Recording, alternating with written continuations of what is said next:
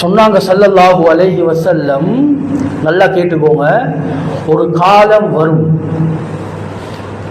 யும்ஸஹு கௌமுன் ஃபி ஆகிரி ஸமான், கடைசி காலத்தில் ஒரு கூட்டம் உருமாற்றம் செய்யப்படுவார்கள். உருமாற்றம் செய்யப்படுவார்கள்.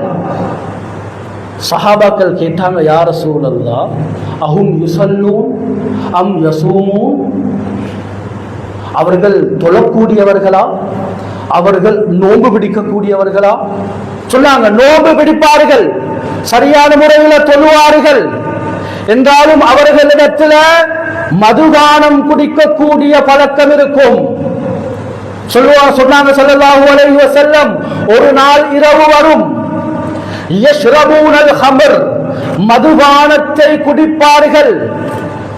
அதே போல சங்கீதம் பாடக்கூடிய பாடகிகள், சங்கீதம் அந்த மஜ்லிஸ்ல நடக்கும், அப்படியாப்பட்ட நிகழ்வுகள் நடக்கும். இந்த நேரத்தில் இவர்கள் உருமாற்றம் செய்யப்படுவார்கள். சொல்லி போட்டு சொன்னாங்க, இவர்கள் அல்லாஹ் யஜஅலு ஃபீஹிமுல் கிரதத வல் ஹனாஸிர், இப்படியாப்பட்டவர்கள், அதாவது பாட்டை போட்டு ஆடிக்கொண்டும் ஆண்கள் பெண்கள் கலந்து மதுபானம் தலைவிரித்தாடக்கூடிய இந்த நேரத்தில் தான் இவர்கள் உருமாற்றம் செய்யப்படுவார்கள். எப்படி? அல் கிரதத வல் ஹனாஸிர், நாய்களாகவும் பன்றிகளாகவும் மாற்றப்படுவார்கள். கண்ணியமான சகோதரர்களே, அன்பானவர்களே, இதற்கு மார்க்க அறிஞர்கள் 2 விளக்கங்கள் எழுதுறாங்க. அதுல ஒன்று, உண்மையிலேயே தோற்றங்கள் மாற்றப்படுவான்னு கேட்டா ஒரு கூட்டம் சொல்றாங்க உண்மையிலேயே மாற்றப்படுவாங்க. அப்போ நாங்கள் யோசிக்கணும், டிக்டாக்கை கொஞ்சம் திறந்து பாருங்க, எங்கட பெண் குழந்தைகள், எங்கட வாலிபர்கள் எல்லாம் கல்யாணம் முடிஞ்சு ஆட்கள் எல்லாம் போனதுக்கு பிறகு இந்த தெஹிவலை வெள்ளவத்தை இது போன்ற பெரிய ஹோல்களில் பாருங்க, எங்கட வேற யாரும் இல்லை, எங்கட தேசிய ஆடைய அணிஞ்சு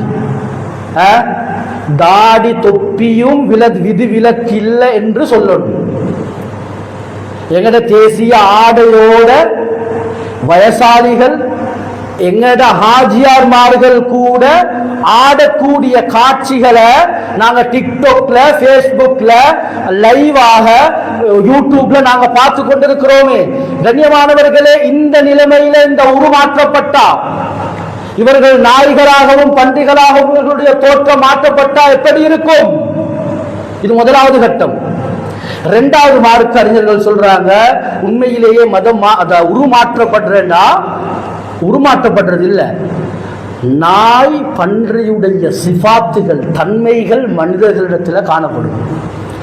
இன்றைக்கு ஸ்கூலில் மாஸ்டர்மார் இருந்தாலும் சரி, நாங்கள் எங்களோட குடும்பங்கள் இருந்தாலும் சரி, எங்களோட மஹல்லால யாரு சரி வாலிபர்கள் கரலி பண்ணினா எப்படி பேசுவோம்?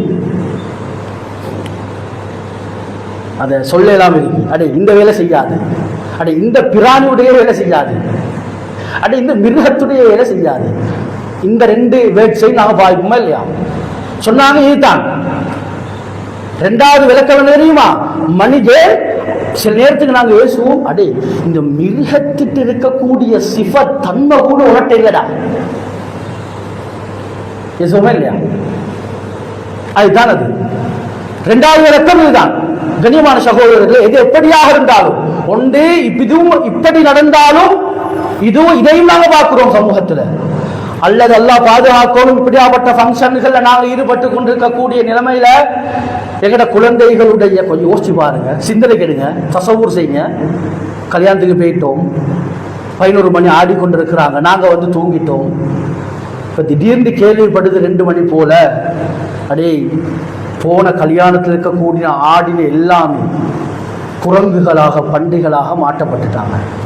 எப்படியும் ஊட்டத்திலே போயிடுமா, பஜாருக்கு போயிடுமா? கண்ணியமானவர்களை, நாங்க பெற்றோர்கள் இதைத்தான் யோசிக்கணும். இதை யோசிச்சுத்தான் எங்கட குழந்தைகளை வளர்க்கணும், அவர்களுக்கு வேலிகளை போடணும். கண்ணியமானவர்களின் அடிப்படையில் இந்த போதை வஸ்துக்களாக இருந்தாலும் சரி, நாங்கள் இன்றைக்கு ஆக குடிக்கக்கூடிய சிகரெட், நிறைய பேர் கேட்கிறாங்க, இந்த சிகரெட் குடிக்கிறோம் பிரச்சனை இல்லை, இந்த பாம்பராக்குன்னு ஒன்று வந்திருக்கு, அதை போடுறோம், அது பிரச்சனை இல்லை. இந்த எஸ்விஎஸ் இது ஒன்று வந்திருக்கு, அதை நாங்கள் பாவிக்கிறோம், அது பிரச்சனை ஒன்று இல்லை, அது பெருசா போதைகள் இல்லை. இப்போ இந்த நாக்கு கடியால் வச்சு ஒரு விதமான தூள் வந்திருக்கு, அது வந்து பெருசா ஒரு வித்தியாசம் ஒன்று காட்டுதில்லை. கண்ணியமானவர்களை, நான் போன கிளாஸ்ல சொன்னேன், மது அதாவது புத்திய பேதலிக்கக்கூடிய விஷயத்துக்கு நான் வரைவிலக்கணம் சொன்னேன். இதுல எல்லாமே வருது. அதனால சகோதரர்கள், அது எதுவாக இருந்தாலும் கலீலுஹு வ கஸீருஹு, நல்ல ஞாபகத்தில் வச்சுக்கோங்க.